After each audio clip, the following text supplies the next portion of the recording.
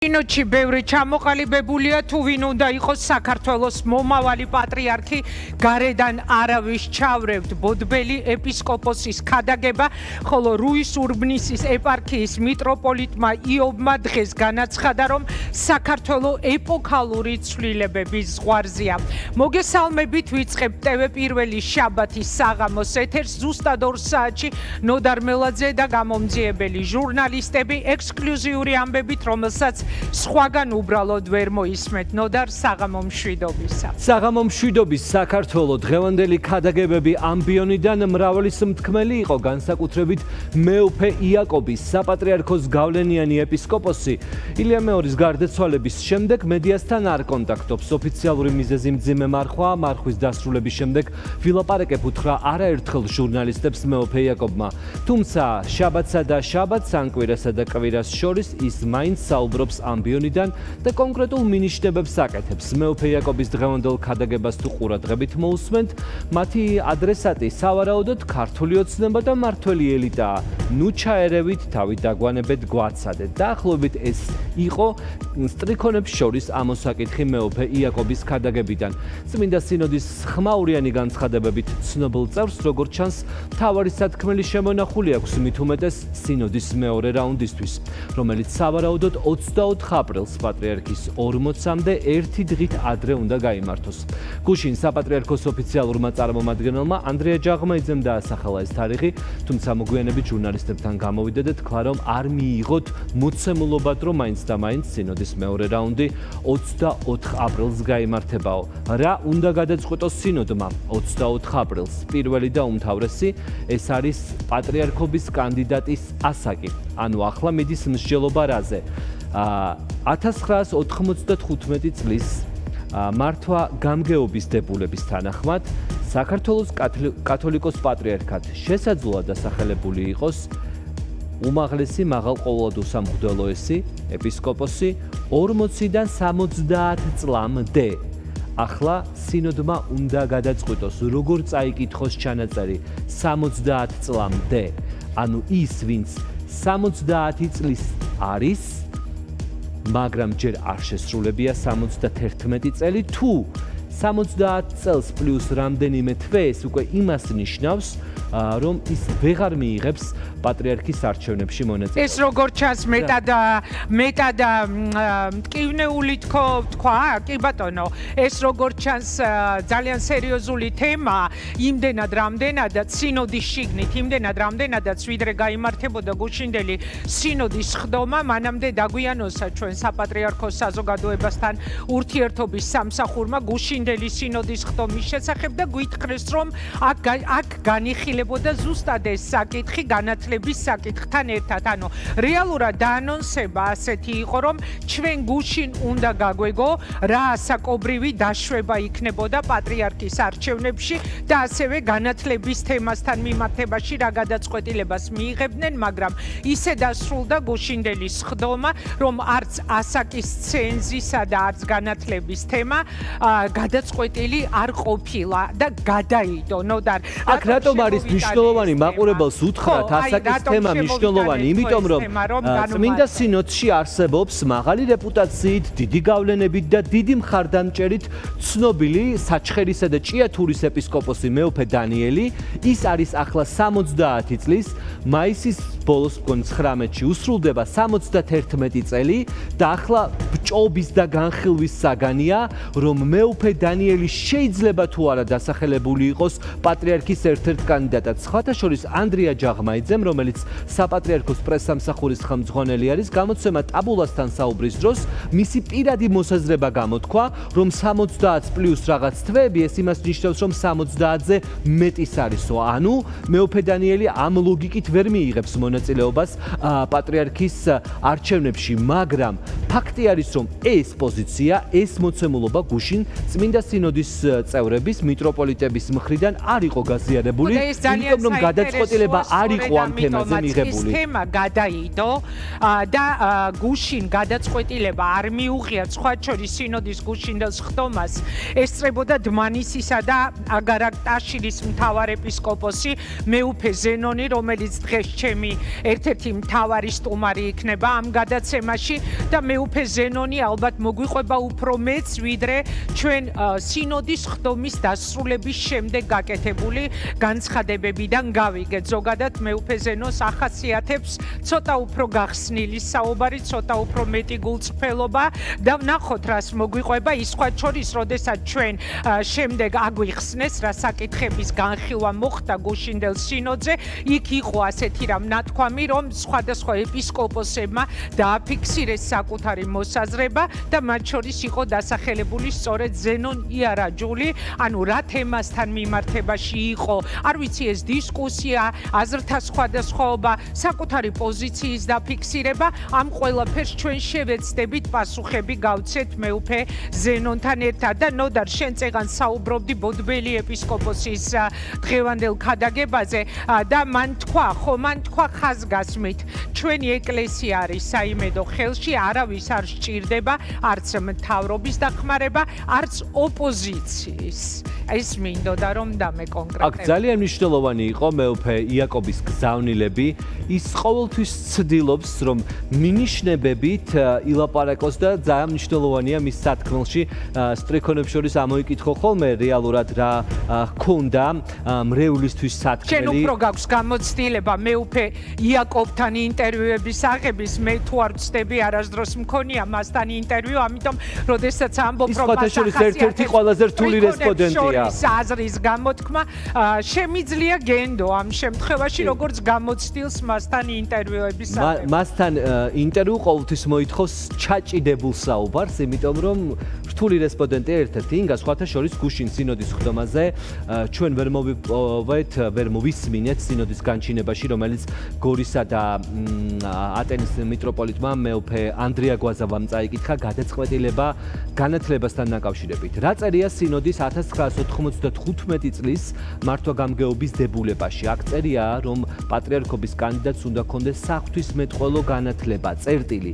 იქ არ არის საუბარი დიპლომზე, არ არის დაკონკრეტებული. აი ეს ბუნდოვანება კი აჩენს განცდას როგორ უნდა წარმართოს პროცესი წმინდა სინოდმა. ანუ ამ შემთხვევაში მიეცემა თუ არა წმინდა სინოდის ასევე ძალიან მაღალი რეპუტაციის, მაღალი ავტორიტეტის მქონე სასულიერო პირს, ეს არის ცხინვალისა და ნიქოზის ეპისკოპოსი, მეუფე ისაიას ამ არჩევნებში მონაწილეობის უფლება. აქ სხვათა შორის ძალიან საინტერესო მოსაზრება ქონდა იურისტ ლევან ალაფიშულს, რომელიც ამბობდა, რომ იგივე კრიტერიუმი ვრცელდება ეპისკოპოსებზეც, ანუ ეპისკოპოსებისგანაც მოითხოვს, ესე იგი, ამ შემთხვევაში მართვა-გამგეობის დებულება, რომ მათ ჰქონდეთ საღვთისმეტყველო განათლებაო და თუ ამ საღვთისმეტყველო განათლებას ამოიკითხავს როგორც დიპლომის აუცილებლობასო, მაშინ გამოდის, რომ პატრიარქის სიცოცხლეშივე, ილია მეორის სიცოცხლეშივე ეპისკოპოსად გამწესებული რიგი სასულიერო პირები, რომლებიც გამოარჩია პატრიარქმა და ამ შემთხვევაში მისცა მათ ეპარქიების მართვის უფლება, მაშინ გამოდის, რომ მათ თუ დიპლომი არ ქონდათ, თუ იგივე კრიტერიუმები ვრცელდება, მაშინ როგორ მოხდა ეს ყველაფერი? ანუ ძალიან მაგრამ ჩვენ გადაწყვეტილებები იქნება მის აღებით. კი ბატონო, ჯერაც კი ამ წამამდე ვსაუბრობთ მხოლოდ ვერსიებზე, რამდენადაც საერთოდ არავის უთქვამს, რომ ის აპირებს პატრიარქის არჩევნებში მონაწილეობას. მეუფე ნიკოლოზის განცხადებას მოისმენს დღეს ნატა ქაჯაიეს რეპორტაჟში მაყურებელი. მეუფე ნიკოლოზი გუშინდელი სინოდის ხდომის შემდეგ ნატა ქაჯაიეს ეუბნება, რომ დღეს პატრიარქობის შანსი აქვს ყველას, წმინდა სინოდის ყველა წევრს. კი ბატონო, მაგრამ ერთადერთი ვიზეც ალბათ შეგვიძლია პირდაპირ ვთქვათ, რომ გადაწყვეტილია ეს არის კანდიდატებთან დაკავშირებით მოსაყდრე შიო და მე აქ მინდა რომ გავიხსენო, რა თქვა მეუფე ვახტანგმა, ცურტაველმა მიტროპოლიტმა რეაქციაში ხუთშაბათს, მან თქვა, რომ პატრიარქის არავითარი ანდერძი არ არსებობს და ის რომ პატრიარქმა მის სიცოცხლეში მეუფე შიო მოსაყდრე დანიშნა, ეს უკვე ყველაფერზე მეტყველებს, ასეთი იყო ცურტაველი ეპისკოპოსის განმარტება, ანუ ექნება თუ არა მეუფე შიოს უპირატესობა სხვებთან შედარებით, როცა ჩვენ ამ კითხვას ვსვამთ, გვეუბნებია, რომ აქ ყველას ექნება შანსი, მაგრამ ის რომ პატრიარქმა დანიშნა მიტროპოლიტი შიო მუჯირი მის მოსაყდრეთ მისივე სიცოცხლეში, ეს უკვე თავისთავად უნდა მივიღოთ როგორც ანდერძი. აი ასეთი იყო მეუფე ვახტანგის მოსაყდრე, მაგრამ ყველა ეპისკოპოსი ხაზგასმით ამბიონიდან სატელევიზიო ინტერვიუში ამბობს, რომ მოსაყდრეობა არ ნიშნავს მემკვიდრედ დასახელებას და ეს პროცესი უნდა გადაწყვიტოს წმინდანმა სინოდმა და უნდა გადაწყვიტოს დიდმა საეკლესიო კრებამ, რომელსაც სხვათა შორის 2000 მონაწილე ეყოლება და რომელიც სამების საკათედრო ტაძარში გაიმართება. თუმცა მეუფეშიო შემთხვევაში მისი მოსაყდრეობა მინიმუმ იმაზე საუბრის შანსს გვიტოვებს, რომ ის ნამდვილად არის პატრიარქობის ერთ-ერთი კანდიდატი იქნება, რა თქმა უნდა. კანდიდატი, მაგრამ როდესაც ჩვენ სვამთ კითხვებს ინტერვიუების მსვლელობისას, ეს ნიშნავს თუ არა რაიმე უპირატესობას, ყველა გვეუბნება რომ არა. ნოდარ ერთი თემა მინდა შემოვიტანო აუცილებლად, აი როდესაც ჩვენ მედია ვაშუქებთ ამ პროცესს, რაც ახლა მიდის და ვითარდება საპატრიარქოში, როგორ გადაწყვიტა მმართველმა პარტიამ თავდასხმა მოაწყოს მედიაზე.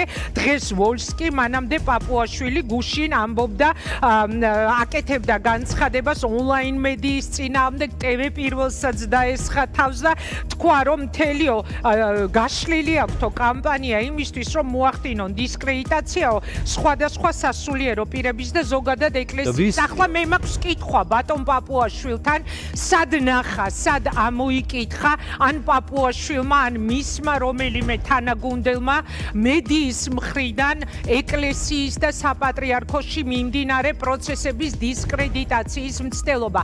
ასეთი კორექტული იშვიათად შეიძლება გვახსენდებოდეს მედია ფრთხილი გაშუქებაში, როდესაც გამჭვირვალობა, ტრანსპარენტულობა არის ის, რაც არ უნდა ქართულ ოცნება. შალვა პაპუაშვილი თავს TV პირველს და სხვა მედია საშუალებებს და ეს ხა იმის გამო, რომ უბრალოდ ვაშუქებთ და უბრალოდ თქვენამდე მოგვაქვს ინტერვიუები, მაგალითად მეუფე ვახტანგის ინტერვიუ, მეუფე დოსითეს ინტერვიუ, მეუფე ანტონის ინტერვიუ, მეუფე დანიელის ინტერვიუ. სინოდის წევრები ელაპარაკებიან მრევლს, საქართველოს მოქალაქეებს, საქართველოს ისტორიის უმნიშვნელოვანესი მოვლენის, საქართველოს კათოლიკოს პატრიარქის არჩევის შესახებ. ამაშია საქმე, რომ პაპუაშვილი ითხოვს, რომ გაჩვენდით არ ილაპარაკოთო, რა. ანუ ჩვენგან რას ითხოვს, გაუგებარია ქართული ოცნება, მან თქვა, რომ ჩვენო გვექნებაო, დეტალურად ვაკვირდებით ამ ყველაფერს და გვექნება რეაგირებაო. რაზე გექნებათ რეაგირება? ბატონო პაპუაშვილო, აი ეს კითხვა გამიჩნდა ნამდვილად. არ გავაშუქოთ საქართველოს ისტორიაში ასეთი მნიშვნელობის არჩევნები? ეკლესიის საჭეთ მხრობლის არჩევნები არ გავაშუქოთ? რა რეაგირებით გვემუქრებით? თუ რომელიმე მიტროპოლიტი, რომელიმე სასულიერო პირი იძულებით მოყვავს სტუდიაში ამ პირდაპირ ჩართვებზე და ვაიძულებთ, რომ რაღაც ინტერვიუები მოგცეთ, ეს უნდა რომ მასე ბევრი გელაპარაკოთ და შემოყურებთ. არა, უბრალოდ მე შალვა პაპუაშვილზე კი არ ვლაპარაკობ ეხლა. მე მინდა რომ იმ ადამიანებს ავუხსნა, ვისთვისაც ამას ამბობს შალვა პაპუაშვილი და ძმანი მისანი, ვისთვისაც ამბობენ. ადამიანებს ცდილობენ, რომ ისევ პროპაგანდით დაახვიონ თავბრო და უთხრან, რომ მედია არის მტერი ამჯერადაც, მაგრამ არა. ყველა პროცესი, რაც მიდის ამ ქვეყანაში, რაც ვითარდება, უნდა გააშუქოს მედიამ და ისეთი მნიშვნელოვანი არჩევნები, როგორიც არის პატრიარქის არჩევნები, რა თქმა უნდა გააშუქოს მედიამ და უნდა დასვას კითხვა. ჩაერევა თუ არ ჩაერევა და რომ ერევა ხელისუფლება და ჩარევის კონტურები რომ ჩანს, მაგიტომაც არის, რომ ეს მედიის განსაკუთრებული ინტერესის საგანია. სხვათა შორის შალვა პაპუაშვილი ერთ-ერთია იმ პოლიტიკოსებს შორის, რომელსაც თავისუფალი მედიის ყველაზე მეტად ეშინია. პაპუაშვილი ქართული ოცნების იმ ლიდერებს შორის არის, რომლებიც დიდი ხნის განმავლობაში ვერ ვეტავენ და ვერ მოდიან ინტერვიუზე პირდაპირ ეთერში, მაგალითად თავისუფალ ჟურნალისტებს. პაპუაშვილს ეშინია იგა გრიგოლიასთან სტუდიაში პირისპირ დაჯდომის და კითხვებზე პასუხების გაცემის, რადგან ყველაფერი იწყება შეკითხვით და შეკითხვები, რომელიც საქართველოს მოქალაქეებს გააჩნიათ, მათი პასუხგასაცემია. მე მივიღებ ეხა ნოდარ მელაძის შენიშვნას პირდაპირ ეთერში, პაპუაშვილსაც ეს უნდოდა და აგაგდო ჭღალებში პრაქტიკულად ეს ნოდარმა, მაგრამ როდესაც აშკარად შენგან შენიშვნა ამ მიმართულებით იყო, მაგრამ მე მგონი მესამედ ვიმეორებ ამ ეთერში ამ ჩემს მოსაზრებას, რომ მე და შენ ბევრ რამეზე გვაქვს განსხვავებული პოზიცია და აგერ აღმოჩნდა, რომ თურმე ამაზეც, რომ როდესაც ასე დაგვესხმებიან თავს, ანუ შენ ფიქრობ, რომ უნდა დავაიგნოროთ? არა, მე არ ფიქრობ, რავი, რატო მნიშვნელოვანი პაპუაშვილის ეს განცხადება, არ ვიცი. კარგით, ეს მივანდოთ მაყურებელს, ხო? მე ვფიქრობდი, რომ პასუხი აუცილებლად უნდა გამეცა, ნოდარ. შალვა პაპუაშვილი ამბობს ერთ, ჩვენ ვფიქრობთ სხვას, ჩვენ ვფიქრობთ, რომ ყველა ამბავი, ყველას რეაქცია, როგორც ქალბატონი ინგა ბრძანებს და ყველა კადრი უნდა იყოს პირდაპირ ეთერში. ნოდარ, როდესაც ჩარევაზეა საუბარი, აი თუ ვინმე ერევა, ეს არის სწორედ ამ წლების განმავლობაში ქართული ოცნება.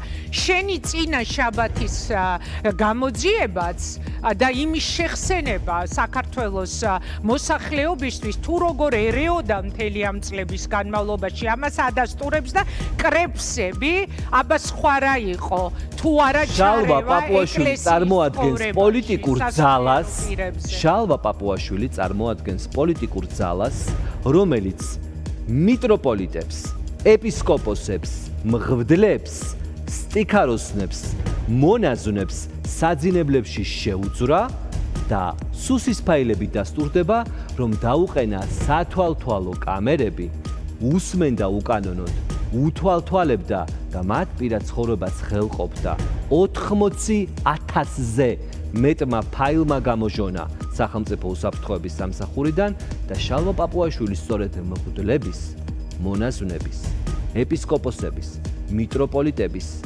ფარული მოსმენების განმხორციელებელ პოლიტიკურ გუნდს წარმოადგენს და სხვათა შორის პატრიარქ ილია მეორესაც ეს ადამიანები სუსი უსმენდა. ფაილებში ნახავთ არაერთ მასალას პატრიარქ ილია მეორეს როგორ უსმენდნენ, იმიტომ რომ მას მობილური ტელეფონი არ ჰქონდა და მისი დაცვის ხელმძღვანელის ალექსანდრე კობაიძის, ბატონი კობაიძის ტელეფონით სარგებლობდა, პატრიარქი დაასრომ ელაპარაკებოდა მონაზონ ნატალიას. ეს ფაილები სუსის კრებსებშია. ეს ის ქართული ოცნების გაკეთებულია. მე კი მაინც გავიმეორებ, რომ საინტერესოა რა რეაგირებით გვემუქრება ოცნება მედიას, იმიტომ რომ ვასრულებ ჩვენს მოვალეობას და ვაშუქებთ ყველაზე მნიშვნელოვან პროცესს ამ ქვეყანაში, ვინ გახდება საქართველოს პატრიარქი. ძალიან მაინტერესებს, როგორ რითი გვემუქრებიან, ანუ ჩვენც დაგვიჭერთ, იმიტომ რომ ჟურნალისტები ვასრულებთ ჩვენს მოვალეობას და ვსვამთ კითხვებს.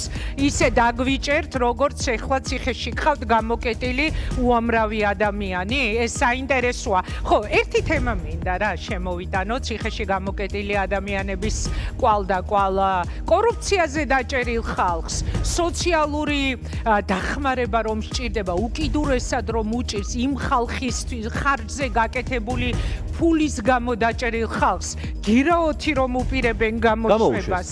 ხო, რომ გამოუშვეს, ხო? 100,000 საპატიმრო გირაოა გადაიხდიან და შეიძლება გადაიხადეს. სოციალურად დაუცველების ხარჯზე რომ ფული იშოვეს, ის ხალხი გირაოთი გამოუშვეს და 4 შვილის დედა ელენე ხოშტარია კალაძის ბანერზე გაკეთებული წარწერის გამო რომ ციხეში გაუშვეს, ამაზე პროტესტი როგორ შეიძლება რომ არ გქონდეს? ამაზე კითხვები როგორ შეიძლება რომ არ გქონდეს? ანდრო ჭიჭინაძე რომ ციხეში ზის და ეს ხალხი რომლებმაც მილიონები აკეთეს ყველაზე გაჭირვებული ადამიანების ხარჯზე რომ გირაოთი გამოუშვეს, ეს ნორმალური ქვეყანა? ან ეს ნორმალურია, რაც ეხლა ხდება კობახიძის სამსახურთან? დღეს სხვათა შორის მნიშვნელოვანი ამბავი იყო ის, რაც თბილისის საქალაქო სასამართლოში მოვისმინეთ. 3 მილიონზე მეტი ლარის ქურდობაში დასდო სახელმწიფო უსაფრთხოების სამსახურმა ბრალი ერთ-ერთ კომპანიას, რომელიც უფასო სასადილოებს ამარაგებდა, საკვებს ამზადებდა და ყველაზე გაჭირვებულ ადამიანებს ურიგებდა. დღეს ამ კომპანიის ხელმძღვანელი, რომელიც მილიონობის მოპარვისათვის პასუხისგებაში მისცეს, 100,000 ლარიანი საპატიმრო გირაოს გადაწყვეტილება მიიღო სასამართლომ. აქ არის ერთი საინტერესო დეტალი. დღეს სასამართლო დარბაზში ბრალდებულმა ალადაშვილმა თავად ისაუბრა, რა სქემით პარავდნენ მშიერ ხალხს ფულს.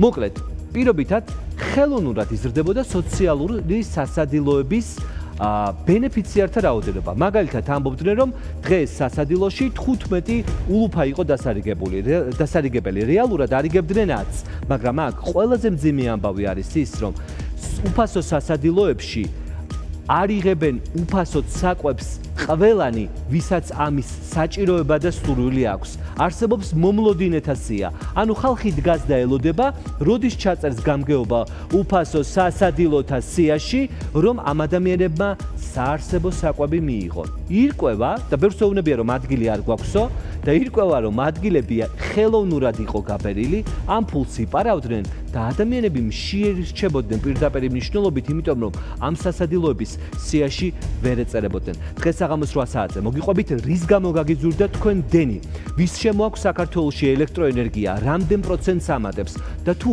საპარლამენტო განხილვების და მსჯელობის საგანი არის, მაგალითად, კვერცხზე ფასნამატი რამდენია, ანუ ფერმიდან დახლამდე კვერცხი რამდენი პროცენტით ან რამდენი თეთრით ზურდება, რატომ უმალავენ ხალხს და არ ეუბნებიან, რამდენი პროცენტით ზურდება, მაგალითად, რუსეთიდან საქართველომდე დენი და ვინ არის ის შუამავალი, ვისაც ამ ბიზნესის მთელი სქემები აქვს აწყობილი და რუსეთიდან საქართველოში დენი გასაყიდად შემოაქვს. ეს ერთი თემაა, 8 საათზე მოგიყვებით ასევე 4 ოქტომბრის საქმესთან დაკავშირებითაც შაბათის გამომძიებელმა ჟურნალისტმა მაკა ჩიხლაძემ აღმოაჩინა, რომ კამერები, პოლიციის კამერები, რომელიც საპრეზიდენტო სასახლის მიმდებარე ტერიტორიას აკონტროლებს, იმ დღეს და იმ მომენტში ნაწილი ზეცას უყურებდა, დანარჩენი ასფალტს. ჩნდება კითხვა, ღობის გადაჭრის პარალელურად კამერებს ვინ შეუცვალა მიმართულება, რომ ეს ყველაფერი რაც იქ ხდებოდა, არ დაეფიქსირებინა თავარი შეგზანვილი პროვოკატორები, რომლებიც ხალხს აგულიანებდნენ, მალევე ტერიტორიიდან გაქრნენ,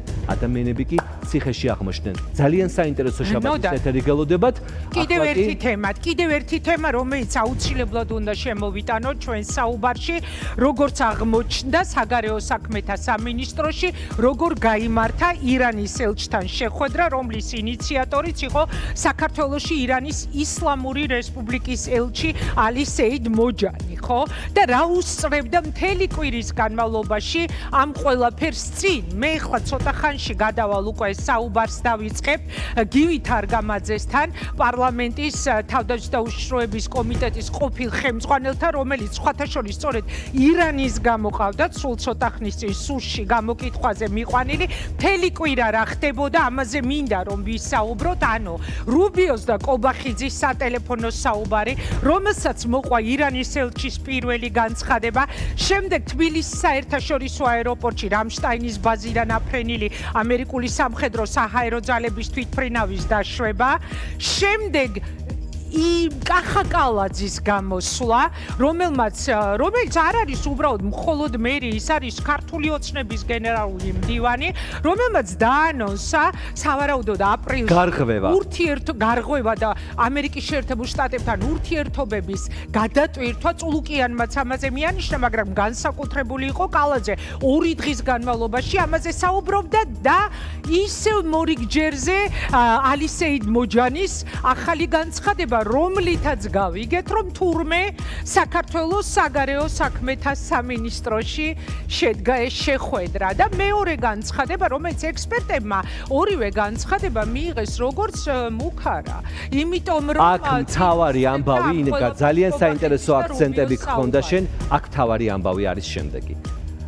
როგორმე რის ფასად, რანაირად მოხერხდება ეს ყველაფერი არ ვიცი, მაგრამ უნდა აღდგეს სტრატეგიული ურთიერთობა საქართველოსა და ამერიკის შეერთებულ შტატებს შორის, იმიტომ რომ ამ ინტენსიური ასეთი ურთიერთობების ფონზე რუსული გავლენების დასუსტება ამ რეგიონში არის გარანტირებული. ახლა ეს არის ყველაზე მნიშვნელოვანი და მთავარი, რომ ყველამ შეუწყოს ხელი ამ ურთიერთობების აღდგენას.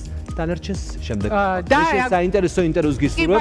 შენ რესპონდენტს უკვე ხედავ ეკრანზე და პროდიუსერები ამბობენ, რომ მე მგონი მთელი 24 წუთი წავიღეთ შენი საეთერო დროის, ამიტომ ესე იგი გქონდა რაღაცა საუბარი. ბევრი სასაუბრო, წარმატებული ეთერი.